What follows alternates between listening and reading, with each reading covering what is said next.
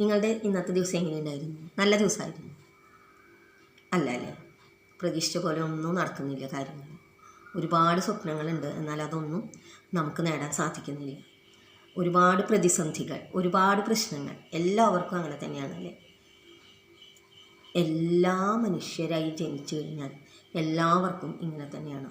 ഒരുപാട് പ്രതിസന്ധികളിലൂടെയും പ്രശ്നങ്ങളിലൂടെയും ഒക്കെയാണ് നാം ലക്ഷ്യത്തിലേക്ക് എത്തുന്നത്. നാം ആരാധിക്കുന്ന ഒരുപാട് പേരുണ്ട് ഭൂമിയിൽ. അതിലൊരാളാണ് വിവേകാനന്ദ സ്വാമികൾ. കഴിഞ്ഞ ദിവസം ഞാൻ അദ്ദേഹത്തിൻ്റെ വീഡിയോ പോസ്റ്റ് ചെയ്തു, ജീവചരിത്രക്കുറിപ്പ് എഴുതാനായിട്ട് കുട്ടികൾക്ക്. അപ്പോഴാണ് ഞാൻ അദ്ദേഹത്തിൻ്റെ ജീവചരിത്രം പലപ്പോഴായിട്ട് ഞാൻ ആദ്യകാലങ്ങളിൽ, ചെറുപ്പകാലങ്ങളിൽ ഞാൻ വായിച്ചിട്ടുണ്ട്. ഇപ്പോൾ അത് വായിച്ചപ്പോഴാണ് കുറച്ച് കാര്യങ്ങൾ പറയാമെന്ന് തീരുമാനിച്ചത്. ഒരുപാട് പ്രതിസന്ധികളെ തരണം ചെയ്യാനായി എനിക്ക് ഇതുപോലുള്ള മഹാന്മാരുടെ ആത്മകഥകളും ജീവചരിത്രങ്ങളുമെല്ലാം സഹായിച്ചിട്ടുണ്ട്, എന്നെ സഹായിച്ചിട്ടുണ്ട്. അതുകൊണ്ടാണ് ഞാൻ പറയുന്നത്. പ്രതിസന്ധി, വിവേകാനന്ദ സ്വാമികൾ ലോകപ്രശസ്തനാണ് അല്ലേ? അദ്ദേഹത്തിൻ്റെ ചിക്കാഗോയിൽ നടത്തിയ പ്രസംഗം. ചിക്കാഗോയിൽ ഒരു സ്ഥലം തന്നെ അദ്ദേഹത്തിൻ്റെ പേരിലുണ്ട്, ഒരു വഴി. ഒന്നാലോചിച്ച് നോക്കൂ, അമേരിക്കയിലെ ഒരു സ്ഥലത്തിന് നമ്മുടെ ഇന്ത്യയിലെ ഒരു മഹാൻ്റെ പേര്. അത്രയും പ്രശസ്തനായ വിവേകാനന്ദ സ്വാമികൾ എങ്ങനെയാണ് ആ ഒരു നേട്ടം കൈവരിച്ചത്? അദ്ദേഹം ചെറുപ്പത്തിൽ വളരെയധികം ഈശ്വരഭക്തനായിരുന്നു. അദ്ദേഹത്തിൻ്റെ അച്ഛൻ കുറച്ച് യുക്തിവാദിയൊക്കെ ആയിരുന്നെങ്കിലും അമ്മ ഒരു മതവിശ്വാസി, കഠിനമായ, അതായത് നല്ല മതവിശ്വാസിയും ഈശ്വരഭക്തിയുമായിരുന്നു. അത് കേട്ട് വളർന്നത് കൊണ്ട് തന്നെ ഈശ്വരനെ കാണണം എന്നായിരുന്നു ഇദ്ദേഹത്തിൻ്റെ ഏറ്റവും വലിയ ആഗ്രഹം. നല്ല രീതിയിൽ തന്നെ ഉയർന്ന കുടുംബ പശ്ചാത്തലത്തോടു കൂടി തന്നെ അച്ഛൻ അഡ്വക്കേറ്റായിരുന്നു, അങ്ങനെ ജീവിച്ചു വരികയാണ്. അപ്പോൾ അദ്ദേഹം BA പാസ്സായി നിൽക്കുന്ന സമയം ഈശ്വരനെ കാണാനുള്ള ഇഷ്ടത്തോടു കൂടി ശ്രീരാമകൃഷ്ണനെയൊക്കെ കണ്ട് മടങ്ങി വന്ന സമയം, അപ്പോഴാണ് 1884 അദ്ദേഹത്തിൻ്റെ അച്ഛൻ ഹൃദയസ്തംഭനം മൂലം മരിച്ചത്. അതിനുശേഷം ശരിക്കും സമ്പാദ്യമൊന്നും ഉണ്ടായിരുന്നില്ല. 6 മക്കളായിരുന്നു. ഒരുപാട് പരാധീനതകൾ വീട്ടിലുണ്ടായിരുന്നു. അപ്പോൾ അച്ഛൻ മരിച്ചതോടുകൂടി വരുമാനം നിന്നു, കുടുംബഭാരം ഇദ്ദേഹത്തിൻ്റെ കൈകളിലായി. ഇദ്ദേഹം പഠിക്കാനാണ് തീരുമാനിച്ചത്. നിയമം പഠിക്കുന്നു, അതിനിടയിൽ കുടുംബത്തിന് വേണ്ടി പ്രവർത്തിക്കുന്നു. ഒരു ട്യൂഷൻ മാസ്റ്ററെ പോലുള്ള ജോലിക്ക് പോകുന്നു. കൂട്ടുകാർ ഇദ്ദേഹത്തിൻ്റെ ആ സാമ്പത്തിക പ്രശ്നങ്ങളൊന്നും അറിഞ്ഞില്ല, അവരോട് പറഞ്ഞില്ല. അതാണല്ലോ, അഭിമാനിയായിരുന്നു. ഒരു കാര്യം ആരോടും പറയില്ല. കൂട്ടുകാരെല്ലാം ഇദ്ദേഹം ക്ഷീണിച്ചു വരുന്നത് കണ്ട് അച്ഛൻ പോയ സങ്കടത്തിലാണെന്നാണ് കരുതിയിരുന്നത്. എന്നാൽ പട്ടിണിയായിരുന്നു, വീട്ടിൽ പട്ടിണി. ആ സമയത്ത് അദ്ദേഹത്തിൻ്റെ വീട്ടുകാർ ഇദ്ദേഹത്തെയാണ് ആശ്രയിക്കുന്നത്. അപ്പോൾ ഇദ്ദേഹത്തിനാണെങ്കിൽ വരുമാനവുമില്ല.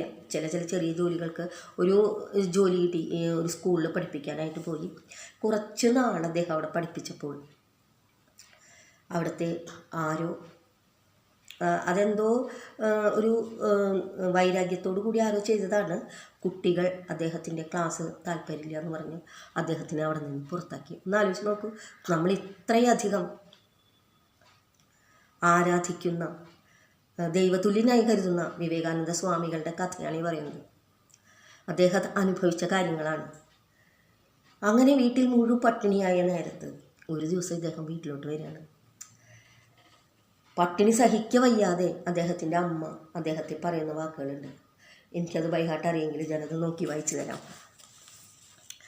മിണ്ടാണ്ടിരിയട ശപ്പ, നീ നിൻ്റെ കുട്ടിക്കാലം മുതൽക്കേ ഈ ഈശ്വരനെ വിളിച്ച് തൊണ്ട പൊട്ടിക്കുന്നുണ്ടല്ലോ, എന്നിട്ട് നിൻ്റെ ഈശ്വരൻ നിനക്ക് എന്തു ചെയ്തു എന്ന്. വിവേകാനന്ദ സ്വാമികളുടെ അമ്മ ഭുവനേശ്വരി ദേവി അദ്ദേഹത്തോട് ചോദിച്ച ചോദ്യമാണ്. പട്ടിണി മനുഷ്യനല്ലാതാക്കുമെന്ന് പറയുന്നത് അതുകൊണ്ടാണ്. അദ്ദേഹം അതിൽ പറയുന്നുണ്ട്, ഞാൻ ഞെട്ടിപ്പോയി. എന്നെ ഈശ്വരനിലേക്ക് അടുപ്പിച്ച അമ്മ തന്നെയാണ് ഇത് പറയുന്നത്. പിന്നെ ഞാൻ ഈശ്വരനെ തേടി നടന്നു. ശ്രീരാമകൃഷ്ണ പരമഹംസനിൽ ജീവിത പ്രാരബ്ധങ്ങൾക്കും പരാധീനതകൾക്കുമുള്ള മറുപടി അല്ലെങ്കിൽ അതിനുള്ള എന്താണ് ചെയ്യേണ്ടത് എന്ന് അന്വേഷിച്ച് അദ്ദേഹം സന്യാസിയായി നടക്കുകയാണ്.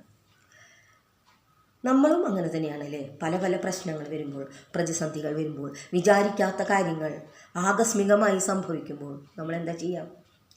ഈശ്വരനെ, പലരും ഈശ്വരനെ നമ്മൾ അതുവരെ ആരാധിച്ചിരുന്നു ഈശ്വരനെ കുറ്റം പറയും. ഈശ്വര ഇങ്ങനെ ഉണ്ടായില്ലേ എന്നൊക്കെ പറഞ്ഞു. നാം വിശ്വസിക്കുന്ന ഈശ്വരൻ നമ്മെ സഹായിക്കും എന്നുറപ്പോടുകൂടി പ്രവർത്തിച്ചു കൊണ്ടിരിക്കാനാണ് എല്ലാ പുരാണങ്ങളും എല്ലാ മതഗ്രന്ഥങ്ങളും പറയുന്നത്. ഈശ്വരനിൽ വിശ്വസിക്കുക എന്ന് പറഞ്ഞാൽ നമ്മിൽ തന്നെ വിശ്വസിക്കുക. പ്രതിസന്ധികളും ആകസ്മികതകളും നമ്മളിലോട്ട് വരും. അത് മനുഷ്യനാണ്, ജീവിതമാണ്, എല്ലാവരും അനുഭവിക്കുന്നതാണ്. എന്നാൽ അത് നേരിടാനുള്ള വിൽ പവർ, ആത്മശക്തി നമുക്ക് നേടിത്തരണം. അത് നേടാൻ വേണ്ടിയാണ് നാം പ്രാർത്ഥിക്കേണ്ടത്. അതുതന്നെയാണ് വിവേകാനന്ദനും അവസാനം പറഞ്ഞു വെച്ചത്. ലക്ഷ്യത്തിലെത്താൻ വേണ്ടി പ്രവർത്തിക്കുക, ആത്മബലത്തോടുകൂടി ജീവിക്കാൻ ശ്രമിക്കുക എന്നതാണ് ഏറ്റവും വലിയ പാഠം.